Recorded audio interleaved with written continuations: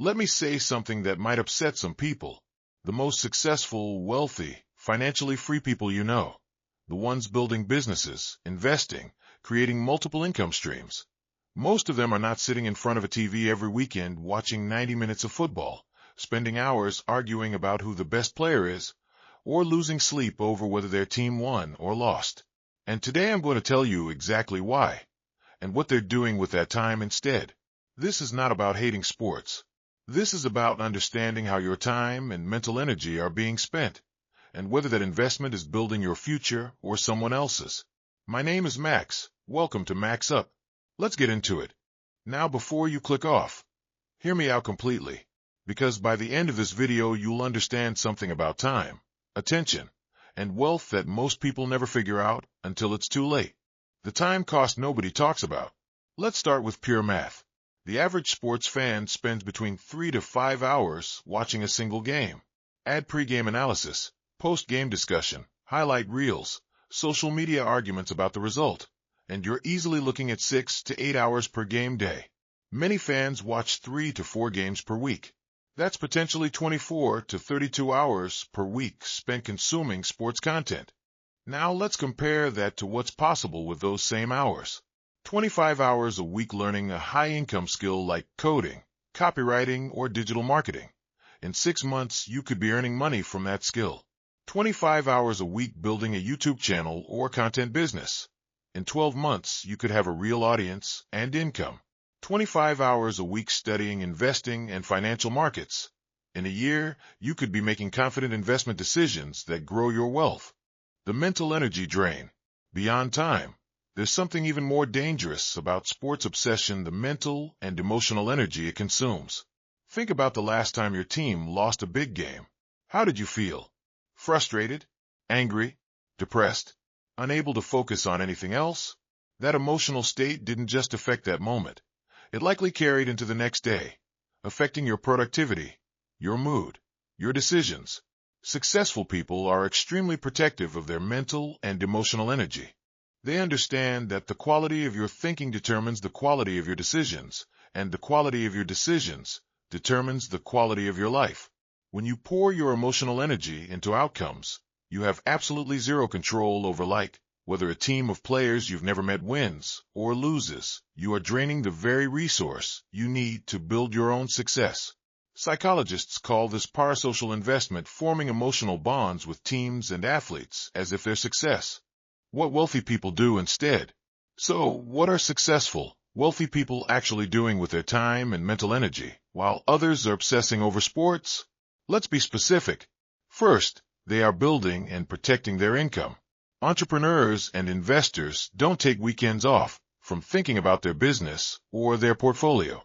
They use quiet weekend hours to plan, strategize, read industry news, and make decisions that compound over time.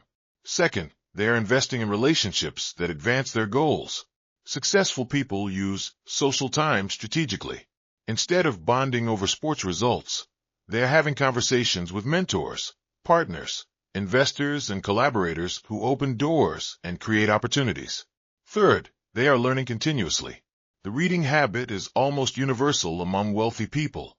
While most people are watching games, successful people are reading books on finance, psychology, business, history, and human behavior, constantly upgrading their mental software. Fourth, they are taking care of their physical and mental health.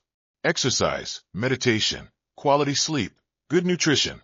These are the real performance enhancers for building wealth and success. Successful people invest in their body and mind the same way they invest in their business. Fifth, they are actually playing sports rather than watching them. This is the key distinction. Wealthy people often participate in sports themselves: golf, tennis, running, swimming, for health, networking, and discipline. They play. They don't just watch. The identity trap. Here's the deepest psychological reason why sports obsession can hold people back: identity. When you strongly identify as a fan of a particular team, that team's performance becomes tied to your sense of self-worth. When they win, you feel like a winner. When they lose, you feel like a loser. Your emotional state is completely outsourced to people who don't know you exist. Successful people build their identity around things they control: their skills, their discipline, their values, their results, their growth. When your identity is rooted in your own performance and progress, every day you have the power to feel like a winner, because you are in control of your own actions. There's also the tribal aspect. Sports fandom creates strong in-group and out-group dynamics, my team versus your team. This tribal energy feels meaningful and connecting, but it's borrowed meaning. It's a sense of belonging that's built on something external and unstable. Successful people build real belonging through genuine shared purpose, building something together, solving problems together, growing together. This doesn't mean you can't enjoy sports. It means you should be aware of whether your identity is being built on things you control or things you don't. The most dangerous version of sports obsession is when losing a game genuinely ruins your week. That's a sign your sense of self has become dangerously dependent on external outcomes. The money being made from your obsession. Here's something that will completely change how you see sports culture. While you're obsessing over the game, someone else is getting wealthy from your obsession. Sports is a multi-billion-dollar industry built entirely on fan attention and emotional investment. The team owners are getting rich. The broadcasters are getting rich. The sponsors are getting rich. The jersey manufacturers are getting rich. The betting companies are getting rich. The social media platforms are getting rich from your engagement. Everyone in the sports ecosystem is monetizing your attention and your passion, while you sit there thinking you're just enjoying a hobby. This is not unique to sports. It's the same with any entertainment obsession. But sports is particularly powerful because it combines entertainment with identity, tribal belonging, and emotional investment in a way that very few other things can match. It's designed to be addictive. It's designed to keep you coming back. And every time you come back, someone else is counting your attention as revenue. The question is not, is sports wrong? The question is, are you aware that your attention is the product being sold? And are you conscious about how much of it you're giving away and what you're getting in return? How to rebalance without giving up sports completely. Now, let me be very clear. I'm not telling you to never watch sports again. I'm not telling you sports is evil or that enjoying a game makes you unsuccessful. Many successful people enjoy sports casually and moderately. The key word is moderately. Here's a simple framework for rebalancing your relationship with sports so it doesn't consume your most valuable resource, time and mental energy. First, set a limit. Decide in advance how many hours per week you're willing to spend on sports entertainment. Stick to it like a budget. You budget your money, budget your time too. Second, make it social and productive. Watch games with people who also talk about business, investing, and growth. Turn sports viewing into networking. Some of the best business conversations happen in informal social settings. Third, replace one sports session per week with something that builds your future. Instead of watching the Sunday game, spend 2 hours working on a skill, reading a book, or working on your side income. Just one replacement per week adds up to over 100 hours per year of productive investment in yourself. Fourth, follow athletes for the right reasons.